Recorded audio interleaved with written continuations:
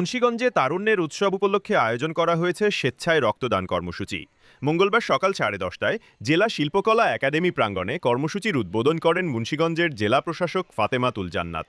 জেলা প্রশাসনের আয়োজনে এবং কোয়ান্টাম ফাউন্ডেশনের সহযোগিতায় দিনব্যাপী এ কার্যক্রম চলে বিকেল 5টা পর্যন্ত। উদ্বোধনী অনুষ্ঠানে উপস্থিত ছিলেন অতিরিক্ত জেলা প্রশাসক সার্বিক মোহাম্মদ মুসাব্বিরুল ইসলাম, অতিরিক্ত পুলিশ সুপার মোহাম্মদ বিল্লাল হোসেন, জেলা যুব উন্নয়ন অধিদপ্তরের উপপরিচালক শেখ মোহাম্মদ নাসির উদ্দিন এবং জেলা মহিলা বিষয়ক অধিদপ্তরের উপপরিচালক আলেয়া ফেরদৌসি সহ সংশ্লিষ্ট কর্মকর্তারা।